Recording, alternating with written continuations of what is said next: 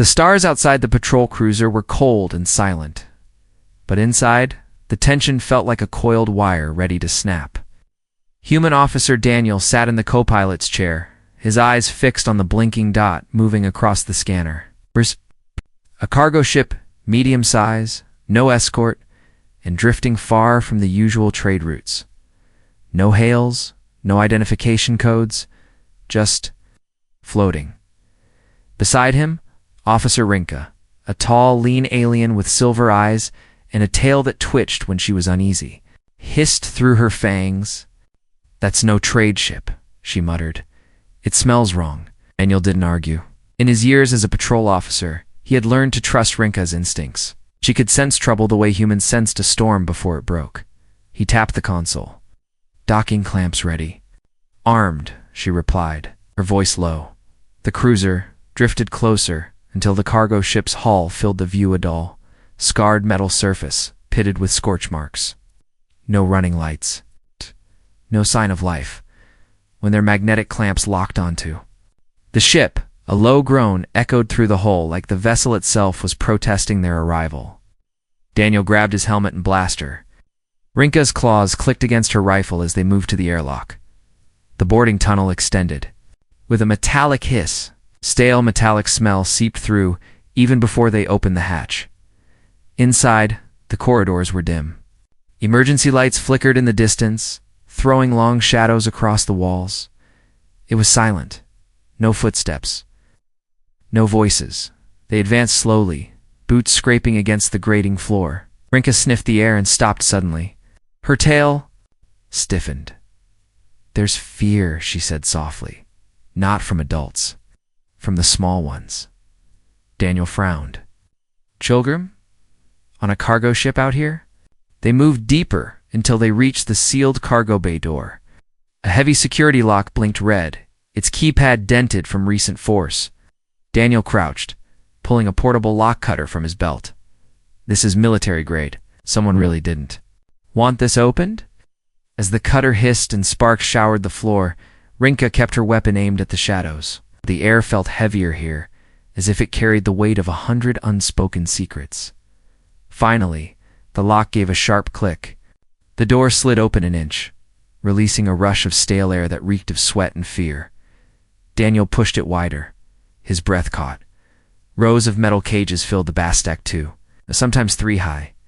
Inside each, small figures huddled together, eyes wide and glistening in the dim light. Alien children. Some had scales, others fur, some with delicate antennae that drooped like dying plants. Their clothes were rags, their faces pale from hunger. One tiny girl clutched a cracked wooden toy, staring at Daniel as if trying to decide whether he was another captor or something different. Rinka stepped forward, her claws curling against the rifle grip. Her voice trembled, but it carried the sharp edge of fury. "This is no cargo. This is smuggling." Daniel knelt near the nearest cage. "It's okay," he said softly, though he wasn't sure they could understand. "You're safe now." The children didn't move.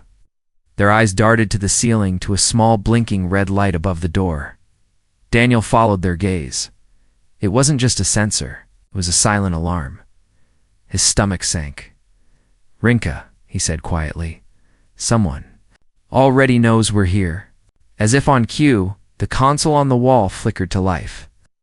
A distorted voice crackled through the static. "Cargo bay breach detected. Retrieval squad en route." Rinka's eyes narrowed. "Retrieval. They're not coming to rescue these children." Daniel's grip tightened on his blaster. "No, they're coming to erase them." In the far corner, a small boy with bruised wrists crawled forward, his movements slow from exhaustion. He pointed at the control panel, then at the children, and shook his head. His meaning was clear. They had to move now, or no one would make it out alive. The low hum of engines outside grew louder. Through the ship's thin hull, Daniel heard the faint, eerie thrum of approaching ships dropping out of warp. Rinka's tail lashed. "We don't have time to call backup." Daniel's heart was pounding. The rulebook said they should secure the scene and wait for reinforcements, but the look in the children's eyes told him waiting meant death. He turned to Rinka. "We get them out now. All of them." She nodded once, sharply, and we fight our way out. The lights above them flickered again. A shadow crossed the narrow observation window in the cargo bay door. Whoever was coming was already on the ship, and in that silent. A frozen moment before the first shot was fired, Daniel made a silent promise. No matter who these kids were, no matter what species, they would live to see a real home again. The cargo bay was still, but it wasn't the stillness of safety. It was the stillness before something terrible happens. Daniel stood in the center of the cages, listening. The only sounds were the soft whimpers of the alien children and the faint hum of the ship's old life support system. Even that hum seemed too loud in the heavy air. Rinka was already moving, her sharp eyes scanning every corner. "They know we're here," she said quietly, the alarm. It wasn't just local. That signal went out system. Daniel glanced at the blinking light above the door. "How long until they arrive?" She flicked her tail, calculating. "If they're close. Minutes. If they're far. Maybe 10. But raiders don't let cargo like this sit. He hated that word, cargo. These weren't goods. They were lives. Dozens of young faces stared at him through the bars. Some were curious, some terrified. One boy with green skin and golden eyes didn't blink once, as if afraid Daniel would disappear if he looked away. Daniel crouched to meet his gaze. "We'll get you out," he said softly. The boy tilted his head, as if listening but didn't answer. In the corner of the bay, Rinka was inspecting a wall panel. "Daniel, come here." When he joined her, she pressed her claws against a faint outline in the walla-hidden compartment. With a swift push, it clicked open. Inside was a stack of data pads, bound together with a thick security cable. Screens showed scrambled images, faces, planetary coordinates, credits transferred between accounts. "Transport logs," she whispered. "This is bigger than one ship. These kids have been moved, again and again." Daniel's gut twisted. "Need to get this to command. Won't live long enough to deliver it unless we move now." Rinka shot back, as if to prove her point. A sudden thunk echoed through the hull. Then another. Daniel recognized the sound, instantly boarding clamps attaching from another vessel. The children reacted before he could. They huddled together, pressing as far back in the cages as they could go. A few began to cry softly, covering their faces with small hands. "They've done this before," Rinka said, her voice low and dangerous. Daniel's mind raced. The ship's logs were wiped, but these data pads were proof. If the smugglers got inside, they'd take the kids and the evidence and kill the two of them for good measure. He moved toward the main console, hoping for some miracle in the half-dead ship's systems. The navigation computer was locked, but there was a faint energy reading from the engine room. If they could reroute power to the cargo bay shields, they might buy time. But before he could touch the controls, something unexpected happened. The smallest of the children, a pale-skinned girl with hair like silver thread, slipped quietly to the bars. She reached out and pointed toward the far corner of the bay. Daniel followed her gesture to a floor panel, barely noticeable under layers of grime. He knelt, pried it open, and found a narrow maintenance shaft running under the cargo bay. It was just big enough for the children to crawl through. "She's showing us a way out," Daniel realized. Rinka was already unlocking the first cage. "We'll move them into the shaft quietly." The girl nodded as if she understood every word. But before Daniel could thank her, the metallic screech of a docking hatch opening echoed through the corridors. Heavy footsteps followed, slow and deliberate. Whoever was coming wasn't in a hurry. They knew their prey was trapped. The sound made the children freeze. Even Rinka stiffened. The air itself felt heavier, pressing down on them. Daniel raised his blaster. "Get them moving. I'll hold the bay." Rinka's silver eyes met his. She didn't argue, but there was something in her look, a silent understanding that if he stayed here, he might not make it out. The first child dropped into the shaft, then another. The pale-haired girl hesitated, glancing back at Daniel before disappearing into the darkness below. The footsteps drew closer. Muffled voices too. Maybe 3 intruders spoke in a language Daniel didn't know, but the tone was unmistakable, confident, almost amused. A shadow fell across the doorway. Daniel's pulse slowed. His grip tightened on the blaster.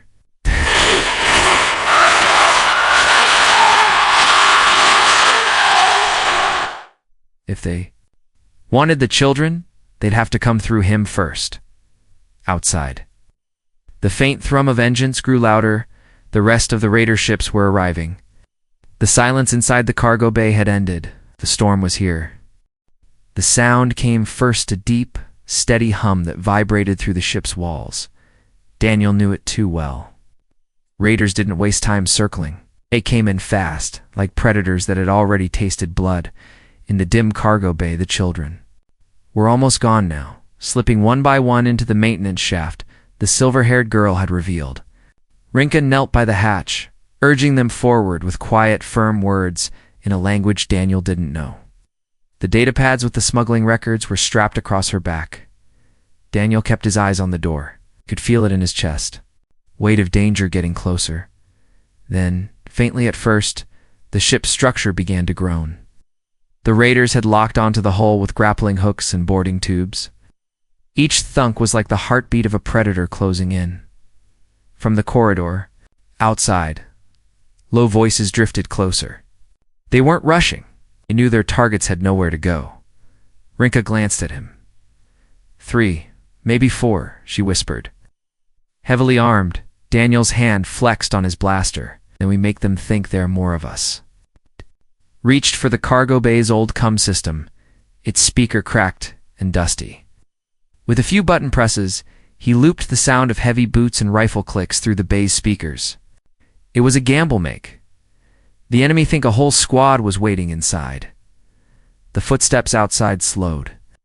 For a second, there was silence. Then, without warning, the cargo bay door exploded inward. Smoke and sparks filled the air as 2 tall figures stepped through black armor, faceplates with glowing red visors, and weapons that looked far too advanced for simple smugglers. One raised a strange, whip-like device that hummed with blue light. The other swept the room with a scanning beam. Daniel fired first. The shot slammed into the whip holder's shoulder, spinning him into the wall. Rinka hissed and rolled behind a crate, returning fire with her plasma rifle. The second raider ducked, his scanner clattering to the floor. He shouted into a wrist cum, and a third figure appeared in the doorway bigger than the others. Moving with terrifying calm, Daniel ducked as a whip cracked past his head, slicing a deep groove in the wall. The smell of burnt metal filled the air. The big one didn't rush him. He simply stepped forward, forcing Daniel back toward the cages. Rinka shouted something sharp, and 2 of the older alien kids in the shaft turned, pulling a small panel closed to hide the escape route. Smart. If the raiders saw it, they'd block it instantly. Daniel aimed at the big one's visor and fired. The blast hit, but instead of falling, the raider only stumbled, his armor smoking. "They're reinforced," Rinka yelled. "Aim for the joints." Daniel shifted his fire to the elbow plates. The big one roared, not in pain, but in anger, and swung a heavy baton. The hit slammed into Daniel's forearm, nearly knocking the blaster from his grip. From somewhere deep inside the ship, the thrum of more engines joined the first. "Reinforcements," Rinka's voice cut through the chaos. "We have to seal the bay now." Daniel dove for the control panel by the door. A whip lashed across his chest plate, burning through the first layer of armor, but he didn't stop. His hand slammed the lockdown lever. The blast doors started to slide shut. The smallest of the raiders tried to slip through, but was caught halfway. The door closed with a metallic crunch, cutting off his scream. The sudden silence was deafening. Only the big raider remained inside with them. His glowing visor turned toward the cages as if sensing the children's absence. His head tilted, calculating. Daniel stepped between him and the hidden hatch.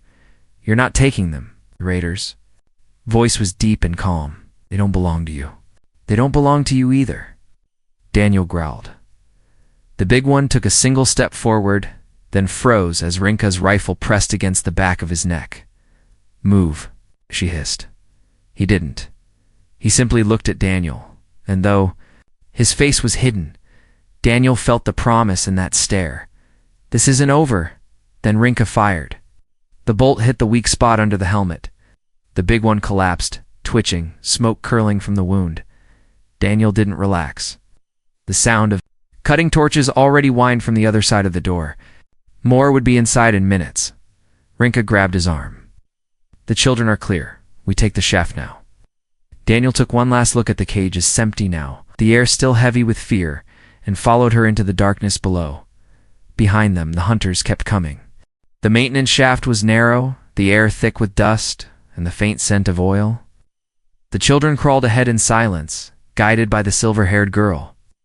Daniel moved last, making sure no one was left behind, while Rinka stayed near the front to push them forward. But silence didn't last long.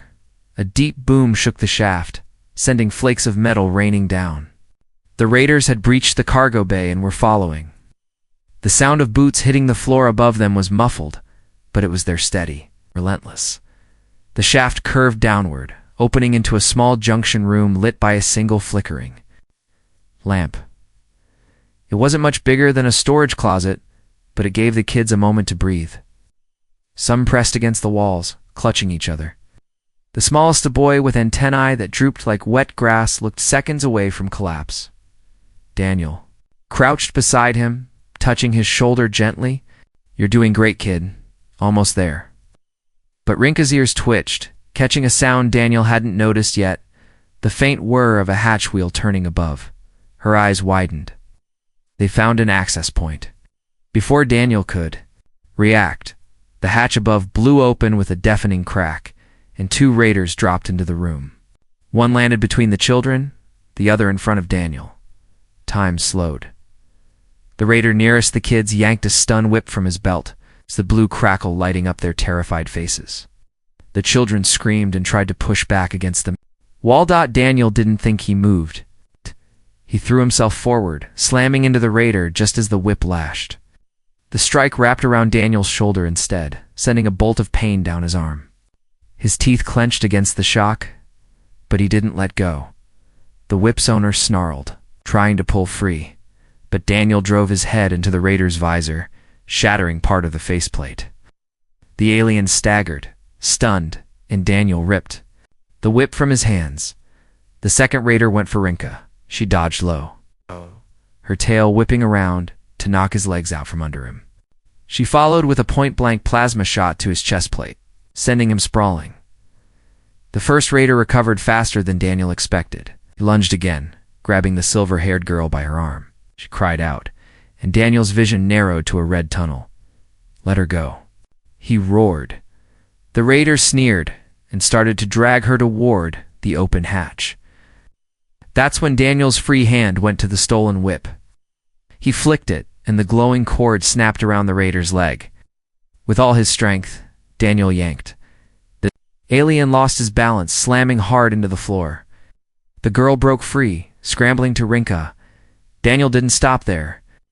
He pressed the whip's control stud. Blue light surged up the cord into the raider's armor, and the alien convulsed, smoke curling from his visor. When he went still, Daniel let the weapon drop. His breathing was ragged, his arm aching from the earlier strike. He looked at the girl still shaking, but Sci-Fan gave her a small nod. "I promised, didn't I?" Her large eyes blinked at him. Slowly she mouthed a word. Daniel didn't understand it, but the meaning was clear. It was thank you. Rinka wasn't done. She hauled the second raider's body toward the hatch and shoved it back through, then sealed the wheel tight. "They'll cut it open again," she warned. "We need to move." Daniel looked at the children. Some were crying, but quietly. Others stared at him as if trying to figure out why a stranger would put himself between them and death. He stood, forcing his legs to move despite the burn in his muscles. "All right, everyone, back in the shaft. We're getting you out of here." The silver-haired girl took the boy with the drooping antennae's hand, leading him forward. Rinka moved. To the front again, weapon ready, behind them. Distant shouts echoed through the metal, followed by the grinding of cutting tools. The raiders weren't giving up. As Daniel crawled back into the shaft, the weight of what he'd just promised settled in. This wasn't about law or orders anymore. This was personal. He wasn't going to stop until every single one of these kids had a real homeland, until every one of their captors was gone from the galaxy. The maintenance shaft twisted like a metal snake, dipping sharply and then climbing again. The children moved as fast as their small bodies allowed, but every few meters one would stumble or freeze, slowing the line. Daniel could hear the raiders. Behind them now lowed angry voices echoing through the ventilation. Rinka's voice was low and urgent. The end of the shaft leads to the auxiliary shuttle bay, but if they've blocked it, she didn't finish. She didn't need to. The pale-haired girl led the group with quiet determination, her small hand gripping the boy with the drooping antennae. Daniel stayed at the rear, his blaster ready. Every clang from behind made his muscles tense. Halfway through, disaster struck. A sudden clang echoed above, and a square of light opened in the shaft ceiling. A raider's masked face appeared, eyes glowing red. Without a word, he dropped a cylindrical device into the shaft. "Grenade," Daniel shouted. He lunged forward, scooping the device and hurling it back through the opening. It exploded midair. With a blinding flash, the blast shook the shaft, dust raining down on them. The children screamed, covering their ears. Rinka didn't slow. "Move now." The shaft narrowed until Daniel had to crawl on elbows and knees, his armor scraping the walls. Every movement was loud in the silence, and he hated that. Raiders hunted by sound as much as sight. At last, the shaft opened into a small circular room, a service junction with a single hatch on the far wall. Rinka slammed the panel beside it, but the light stayed red. "It's locked from the outside," she said, through clenched teeth. Daniel moved beside her, opening the access plate. The wiring was a mess, half-burned and jury-rigged. He wasn't an engineer, but he'd learned enough to bypass a lock under pressure. His hands worked fast, crossing wires, ignoring the sparks biting at his fingers. From the shaft behind them came the sound of boots, close now. Too close. The silver-haired girl turned to Daniel, her voice trembling but clear. "Please, hurry." One final spark, and the light on the panel flicked green. The hatch rolled open with a hiss, revealing the auxiliary shuttle bay. It was worse than Daniel expected. The bay was almost empty. Only one shuttle sat on the far side. A small, outdated craft with burn marks along the hull. Its access ramp was half-lowered, and the smell of scorched fuel hung in the air. But there was no time to complain. "Go," Daniel shouted. The children dashed toward the shuttle. Rinka covered their flank, scanning the shadows for movement. Halfway across the bay, a loud metallic slam made Daniel's stomach drop. The far hangar door had just sealed shut, and 3 raiders stepped out from behind cargo crates. "In the shuttle?" Daniel roared. The raiders opened fire. Blue bolts sizzled past, scorching the deck. Rinka returned fire, dropping one, but the others advanced fast. Daniel sprinted toward the last 2 children, scooping one under each arm as a blast ripped through the floor where they'd been standing seconds earlier.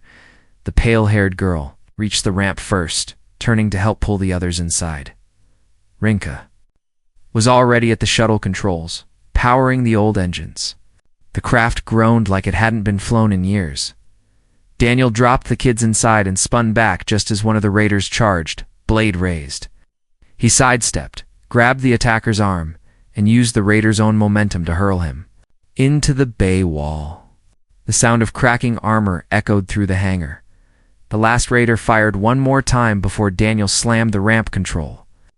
The hatch closed just as the bolt hit, leaving a scorch mark inches from his head. "Hold on," Rinka shouted from the pilot's seat. The shuttle lifted, shakily rattling as the bay doors above creaked open. Daniel strapped himself in, pulling the nearest child into his lap to keep them steady. From the viewport, he saw the raider ship looming, its weapons charging. "We're not going to clear the range," Daniel warned. Rinka's jaw tightened. "We will if I do this." She slammed the thruster control to maximum. Subtle. Shot upward, the sudden force pressing everyone into their seats. The old hull screamed in protest. A blinding flash filled the viewport as the raider ship fired, missing them by meters. The shuttle cleared the bay and plunged into open space, engines roaring. Daniel let out a breath he hadn't realized he'd been holding. The children were safe. For now, but in the back of his mind, one thought wouldn't leave. The raiders wouldn't give up. Not after losing a prize like this. The galaxy's laws wouldn't protect the kids from the powerful. People running the smuggling ring. They had escaped the ship. Now, they had to survive the hunt. The shuttle's landing struts groaned as they touched down on the galactic station. For the first time since finding the children, Daniel allowed himself to breathe just a little. Ow. They were here, away from the raiders. Or so he thought. The station's docking bay filled with officials almost immediately uniformed security. Medics and administrators in dark robes. They swarmed around the shuttle, scanning, questioning, taking notes. The children clung to each other, eyes darting. Between strangers? Rinka stepped forward, her voice sharp. They need rest, food, and families, not questions. A tall administrator with cold silver eyes adjusted his robe and gave a thin smile. We will, of course, take custody. All rescued minors are transferred to the Department of Galactic Care. The process is standard. Daniel didn't like that word, custody. It sounded too much like possession. They've been through enough, he said. We'll make sure they're placed in good homes. The man's smile didn't change. That decision is not yours, officer. The department will evaluate their suitability. Rinka's tail lashed, but Daniel touched her arm to keep her calm. He'd been a law enforcer long enough to recognize the signs rules being used to hide something. Over the next few days, the truth became clear. Every family application Daniel suggested was denied without reason. Adoption requests from entire colonies were delayed for further review.